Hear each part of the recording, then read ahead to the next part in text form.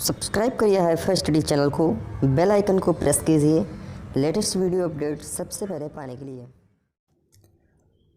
नमस्कार दोस्तों, एक बार फिर से आप सभी का बहुत बहुत स्वागत करता हूं आपके अपने चैनल हाईफाई स्टडी पे। दोस्तों आज की जो वीडियो होने वाली वो आप सभी के लिए बहुत ही इंपॉर्टेंट होने वाली, क्योंकि आज की वीडियो में मैं आप सभी को बताने वाला हूं प्रारंभिक शिक्षा के नवीन प्रयास के बहुत ही इंपॉर्टेंट अतिलघुत्तरीय प्रश्न, और साथ में आपको अनुच्छेद भी बताऊंगा क्योंकि बहुत ही इंपॉर्टेंट हैं आपके फंडामेंटल्स। ठीक है, बहुत ज़्यादा इंपॉर्टेंट है, इस वजह से मैं उसको भी लास्ट में अभी आपको बताऊंगा।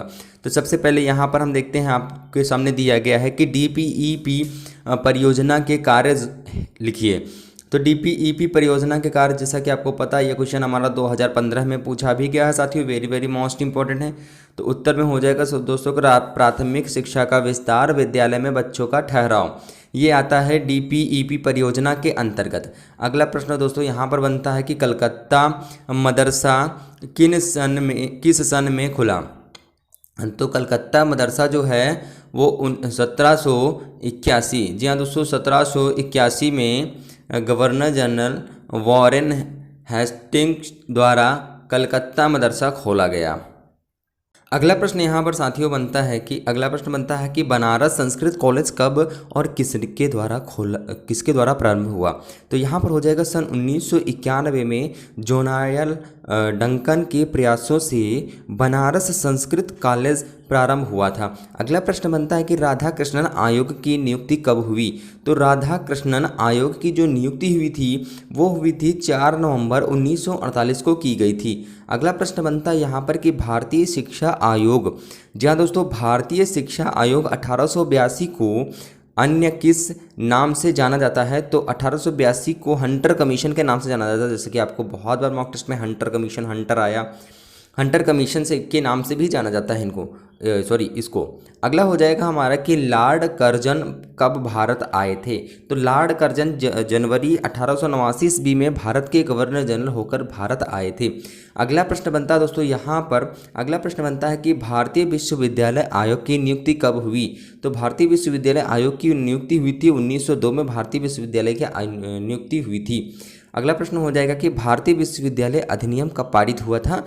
तो सन 1904 में कर्जन की सरकार ने भारतीयों की परवाह न करते हुए भी भारतीय विश्वविद्यालय अधिनियम पारित कर दिया था। अगला प्रश्न बनता है कि भारतीय विश्वविद्यालय अधिनियम के अनुसार विश्वविद्यालय का कार्य क्षेत्र कैसा हो गया है।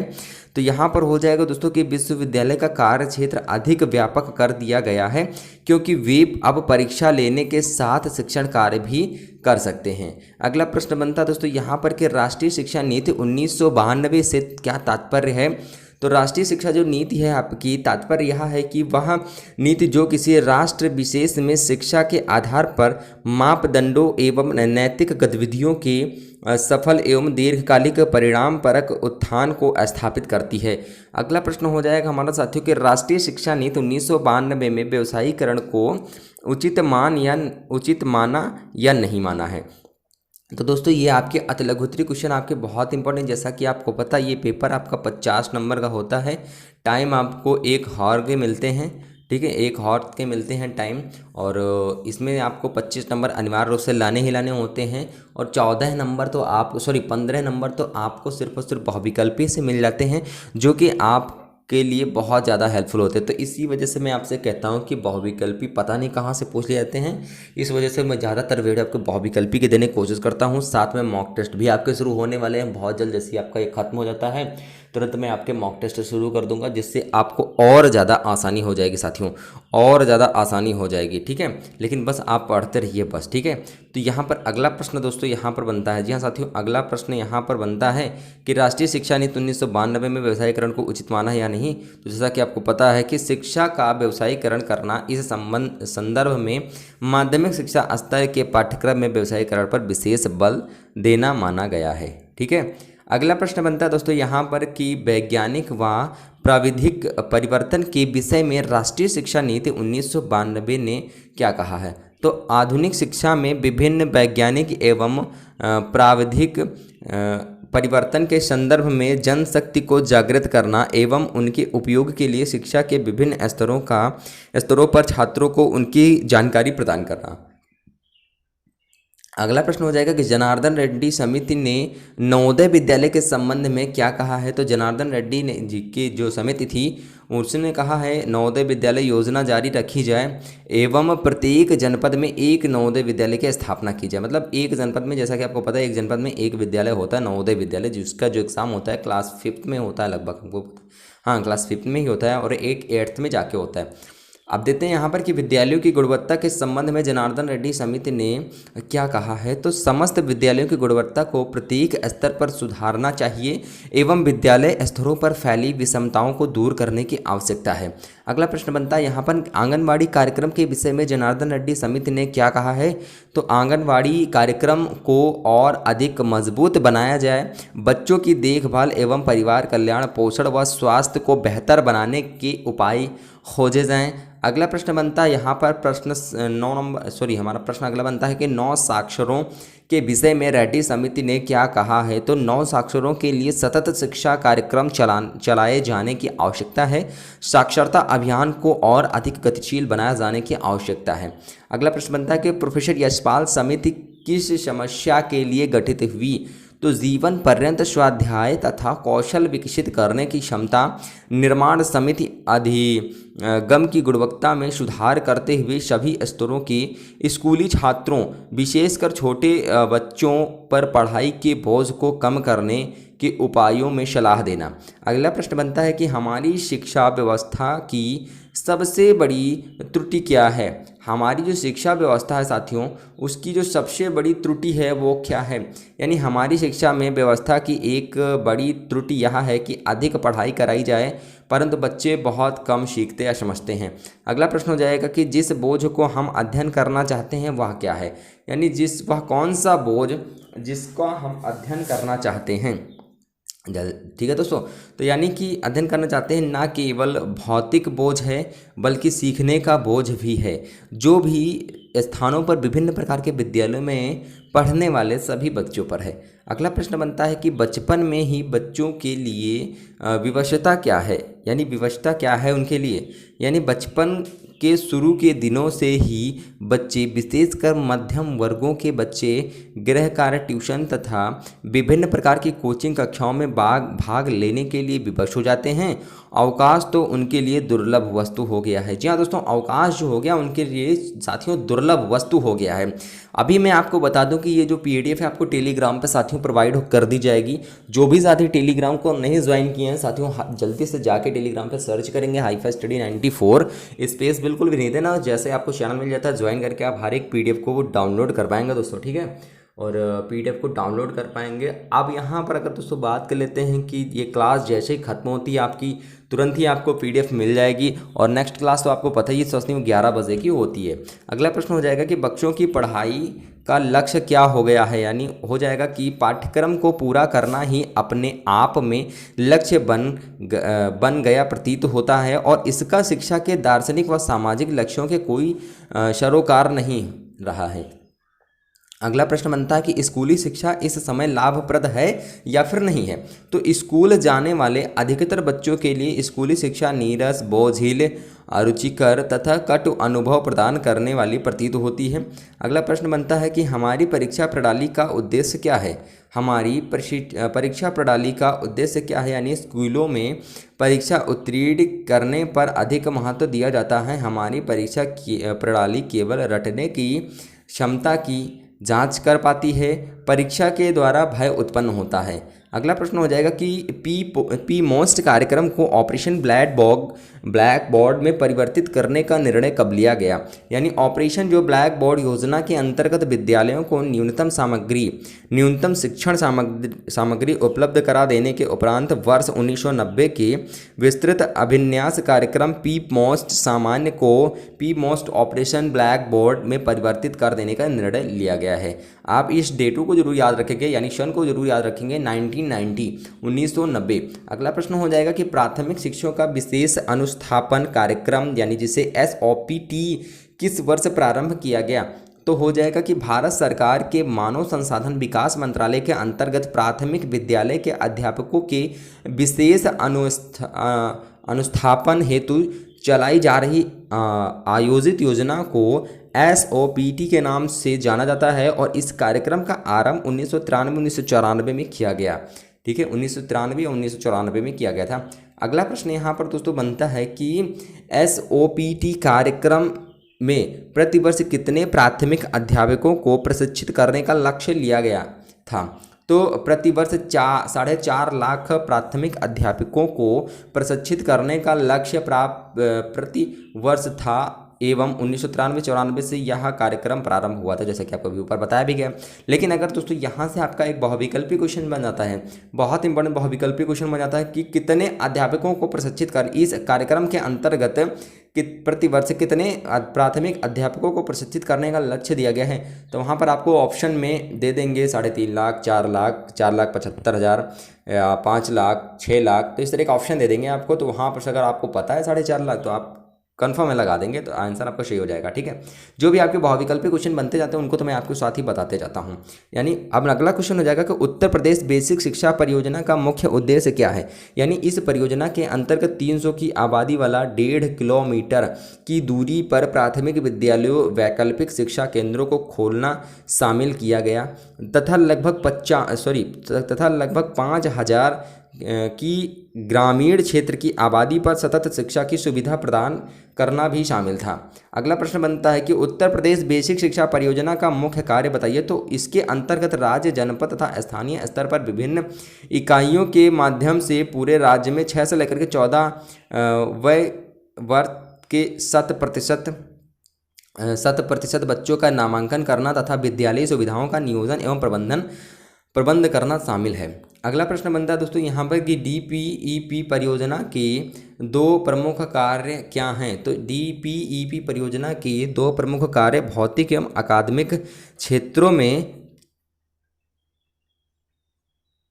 में क्षमता संवर्धन करना और प्राथमिक शिक्षा का विस्तार करना।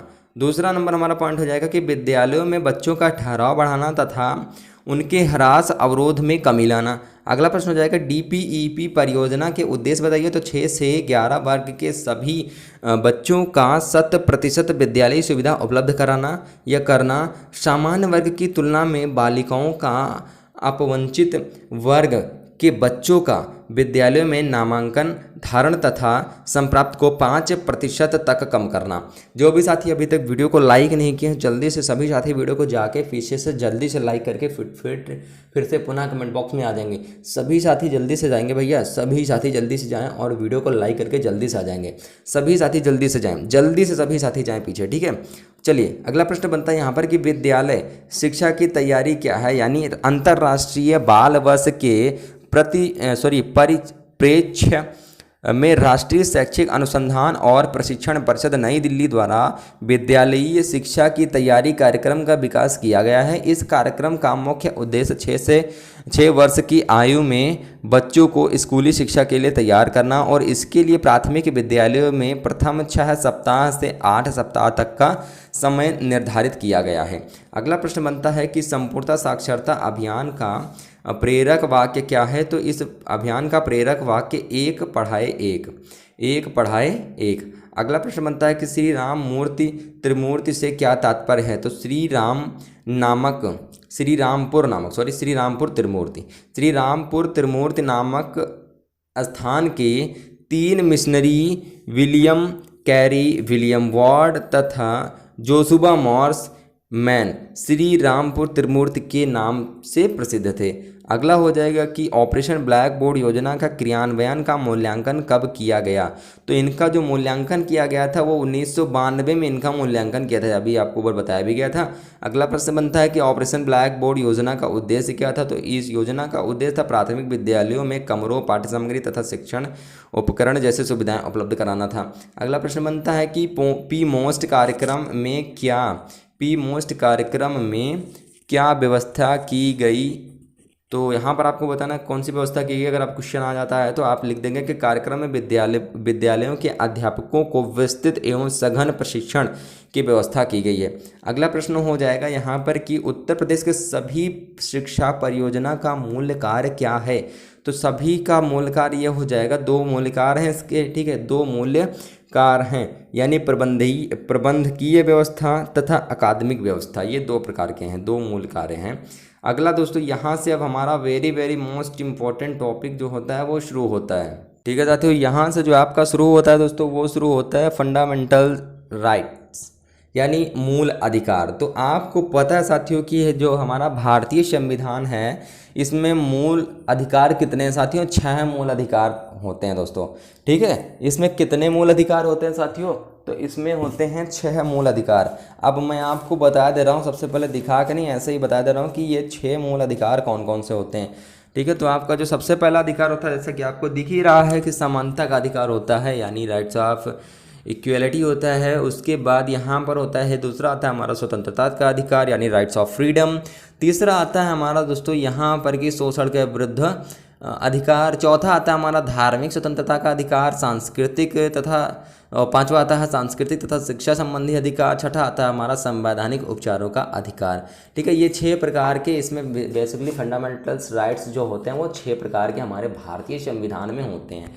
मैंने आपको एक सरसरी तौर पे आपको बता दिया, अगर आप को भी याद हो जाता है तो भैया बहुत अच्छी बात है।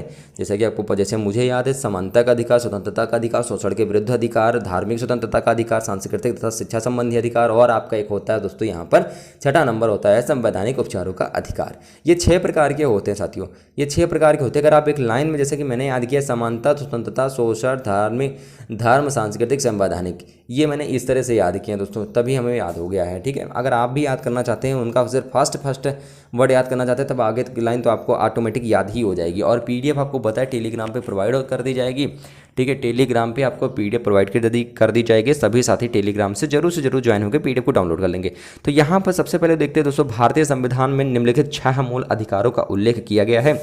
समानता का अधिकार, जो समानता का अधिकार है दोस्तों, ये हमारा पूरा का पूरा जो अधिकार चलता है, राइट्स ऑफ इक्वलिटी, ये चलता है हमारा 14 से लेकर के 18 तक। जी हाँ दोस्तों, 14 से लेकर के 18 अनुच्छेद तक ये चलता है। अब इसी के अंतर्गत क्या क्या कौन कौन सा आता है वो हम लोग देख लेते हैं। फर्स्ट आता है हमारा कि विधि के समक्ष समानता।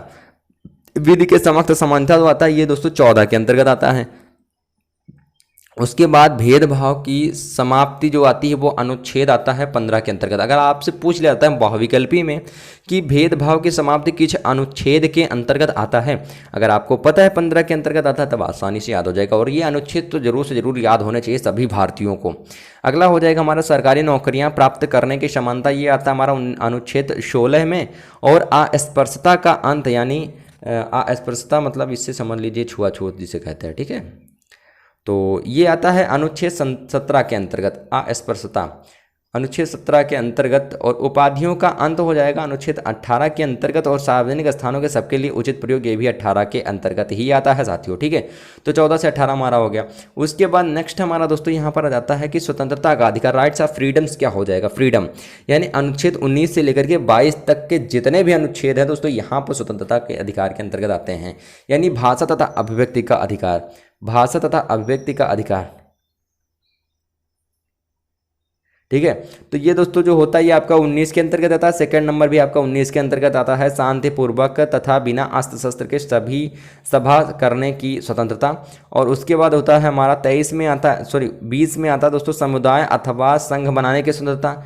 उसके बाद 21 में आता है भारत राज्य क्षेत्र में स्वतंत्रता पूर्वक भ्रमण की स्वतंत्रता। उसके बाद 22 में आता है यहाँ पर कि भारत राज्य क्षेत्र में किसी भी भाग में निवास करने और बस जाने की स्वतंत्रता है। और इसी के अंतर्गत आता है संपत्ति के अर्जन, धारण तथा व्यय करने की स्वतंत्रता है। उसके बाद दोस्तों यहाँ पर हमारा 3rd नंबर जो बनता है, वेरी वेरी मोस्ट इंपॉर्टेंट बनता है कि शोषण के विरुद्ध अधिकार, यानी अनुच्छेद 24 से लेकर के 24 तक, मतलब एक ही इसमें होता है अनुच्छेद 24 बस। और इसी 24 के अंतर्गत आपके 3 पॉइंट बनते हैं। बेगार एवं बलपूर्वक कराए गए श्रम का अंत, बेकार एवं बलपूर्वक, मतलब किसी से आप बलपूर्वक कोई भी कार्य नहीं करवा सकते हैं। अगला हो जाएगा हमारा बेगार व्यापार का अंत। उसके बाद इसी में आ जाता है हमारा कम आयु के बालकों से श्रम का निषेध। उसके बाद दोस्तों यहाँ पर 4th नंबर जो हमारा बनता है वो बनता है कि धार्मिक स्वतंत्रता का अधिकार, यानी धार्मिक स्वतंत्रता का जो अधिकार वो 25, 26, 27, 28 तक है। इसमें सिर्फ धार्मिक स्वतंत्रता का अधिकार होता है। 5 नंबर हो जाता है हमारा कि सांस्कृतिक तथा शिक्षा संबंधी अधिकार जो होते हैं, ठीक है, सांस्कृतिक तथा शिक्षा संबंधी अधिकार, कल्चर एंड एजुकेशन राइट्स, यानी अनुच्छेद 29 और 30 के अंतर्गत आते हैं। उसके बाद हमारा था संवैधानिक उपचारों का अधिकार जो हो जाता है वो अनुच्छेद 32 के अंतर्गत आपके बनते हैं दोस्तों 5 पॉइंट। 6ठे नंबर में संवैधानिक उपचारों का अधिकार के अंतर्गत जो आपके बनते हैं वो बनते हैं दोस्तों 32 के अंतर्गत। अब कौन कौन से बनते हैं कि बंदी प्रत्यक्षीकरण और परमादेश, प्रतिषेध, उत्प्रेक्षण लेख और अधिकार परीक्षा का लेख।